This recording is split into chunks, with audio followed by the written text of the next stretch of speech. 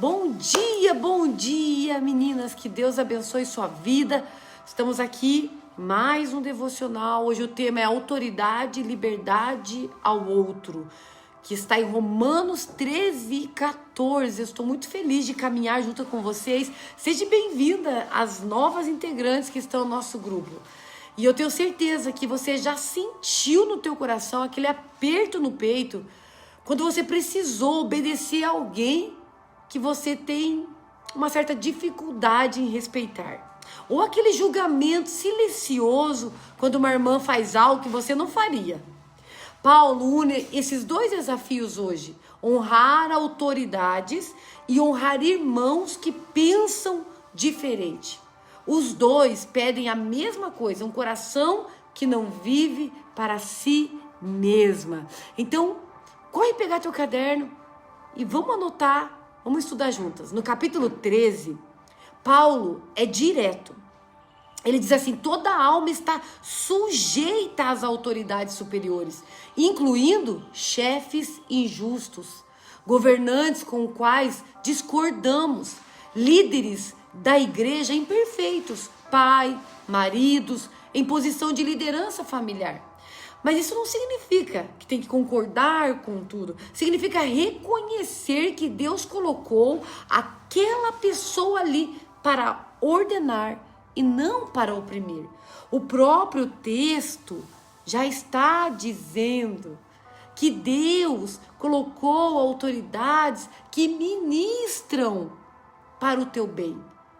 Então Deus coloca autoridades na nossa vida para o nosso bem.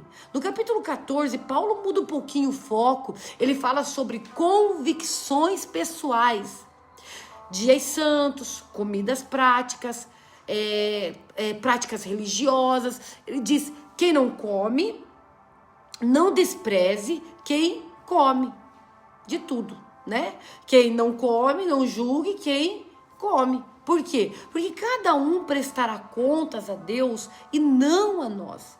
O fio de ouro que está ligando esses dois capítulos é: você não é o centro. Sua opinião, seu conforto, sua vontade, tudo isso é menor do que o amor de Deus ao próximo.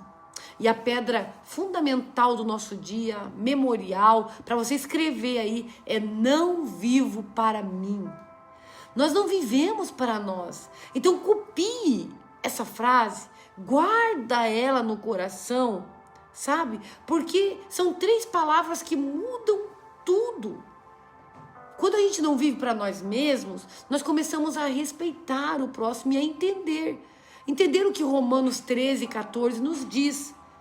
Sabe? Entender aonde nós vivemos, nosso lugar de submissão. Então, escolha uma área dessas que eu vou te falar hoje, para você refletir. No lar. Se você é esposa ou filha, Romanos 13 chama a honrar a liderança do seu marido ou a autoridade dos seus pais. Isso não significa ser humilhado, um capacho, não é isso. Significa que quando você discorda, fala com respeito e confia que Deus está no controle. Na prática, seu marido toma uma decisão diferente da sua. Exponha a sua opinião com brandura e depois ore pela decisão dos dois. Não faça guerra fria. Deus não fica feliz quando nós entramos nessas discórdias. Romanos 14 vai falar que no lar, sabe, aparece aqui em Romanos 14 sogras, cunhadas, irmãs que vivem a fé de um jeito diferente do seu. Talvez sua sogra cozinhe de um jeito que você ache errado, ou sua irmã cria os filhos de forma mais rígida. Talvez você não concorde, mas você não precisa concordar, mas também não precisa criticar. Cada um dará conta a Deus. Sua liberdade não dá o direito de ferir. Vamos falar agora do trabalho. Vamos sair do lar, deste lugar tão maravilhoso, e vamos para o trabalho. Romanos 13 diz: no trabalho significa fazer suas tarefas com excelência, mesmo quando ninguém está vendo. Se seu chefe pede algo na última hora, não reclame no grupo de WhatsApp ou no grupo de pessoas, mas faça como para o Senhor. Se você de repente está sofrendo injustiça numa promoção, né? Você era para ser promovido e não recebeu essa promoção. O que Paulo está ensinando é que você não deve falar mal do seu chefe, mas deve orar. Por quê? Porque Deus vê. E Deus é contra injustiças. Deus trabalha, Deus vai fazer a obra dele. Em Romanos 14, é muito legal a gente olhar para isso e ver que aparece aqui um colega cristão que de repente tem uma convicção diferente da nossa. Talvez ele não coma certas coisas, ou ele não trabalhe, como a gente vê aí as pessoas às vezes no sábado, ou são pessoas que têm diferentes crenças da nossa. Nós não devemos zombar dessas pessoas. Nós temos que respeitar. De repente você trabalha com alguém que não come carne de porco, exemplo. O que Paulo está ensinando é isso. Alguns comem, outros não, mas não julgue. Então a gente precisa saber lidar com as diferenças dos nossos irmãos, com respeito, sabe? Se de repente esse irmão julga a tua forma também de ser diferente, perdoe. Isso que Paulo está ensinando. Você não precisa provar que você está certo. Você precisa só ter uma vida com um testemunho íntegro, que as pessoas possam olhar e ver Jesus em você. Como Jesus ia tratar essas pessoas, como Jesus ia tratar o seu lar, como Jesus ia tratar as pessoas que estão debaixo da sua autoridade. Romanos 13, na igreja. Vamos falar da igreja agora. Saímos do lar, do serviço e vamos para a igreja. Romanos 13 vai explicar para nós claramente. Significa honrar os pastores. Falo com muito tremor, né? Porque estou nesse lugar. Mas assim, Romanos 13 está nos ensinando a honrar a líderes e pastores. Mesmo quando você discorda de uma decisão. Sabe, gente? Muitas pessoas pensam que isso é cegueira. Não, isso não é cegueira. Isso é confiança que Deus colocou aquela autoridade ali. Aquele pastor ali. Se você tem uma crítica, ore primeiro. Busque de Deus primeiro, depois, se ainda for necessário, converse com respeito. Não espalhe, sabe, insatisfação, falar mal daquela pessoa, degrenir a imagem, matar, né, a imagem dela, o caráter dela, sabe? Porque Paulo está ensinando que na igreja a gente precisa manter esse respeito às hierarquias, porque Deus foi quem levantou. É o próprio Deus. E a gente confia que Deus está no comando da nossa vida, não é verdade? Eu estou numa igreja que eu não confio que Deus colocou aquela autoridade, eu não posso fazer isso. Eu preciso estar numa igreja que eu confie, que o Espírito Santo está ali. Então, meu pastor, minha autoridade, meu líder, foi Deus que colocou. Isso é maravilhoso. Romanos 14 também nos explica que na igreja não é sobre julgar o irmão, que ora de um jeito, ora diferente. A gente precisa entender isso, que tem pessoas que oram em línguas, tem pessoas que já não oram, tem pessoas que oram alto, tem pessoas que oram baixo, tem pessoas que louvam com mais emoção, outros com menos emoção, tem pessoas que jejuam mais, outras menos, tem pessoas que têm doutrinas secundárias diferentes da sua, mas o reino de Deus não é sobre comer ou sobre beber, não é isso que está em questão, mas é sobre justiça, paz e alegria no Espírito Santo. Então, se você não consegue orar junto com alguém porque ela é de outra igreja, ou porque ela pensa diferente que você, ou porque ela ora mais alto que você, o problema pode estar no seu coração.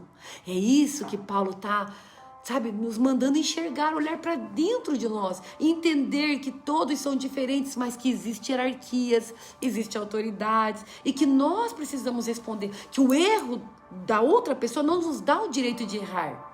Então, agora vamos para as redes sociais. Falamos do lar, falamos do serviço, falamos da igreja. Vamos falar nas redes sociais? Romanos 13, ele vai nos ensinar que nas redes sociais significa para a gente não amaldiçoar autoridades publicamente. Você pode discordar de um político, de uma decisão, de uma igreja, mas postar ódio, xingamento, ironia, não honra a Deus. Se for para falar, que seja verdade, respeito e amor. Ainda essa semana eu vi aqui na minha casa, a gente estava comentando de um pastor que estava defamando o outro nas redes sociais, e eu ouvi, né, alguém falar assim, O problema é que ele não está defamando Deus. É a pessoa, ele está defamando Deus.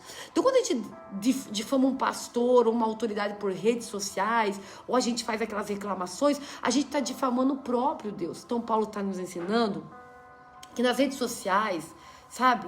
Quando a gente está lá, a gente precisa se cuidar espiritualmente. De repente, você vê uma amiga tua postando uma opinião teológica diferente da sua.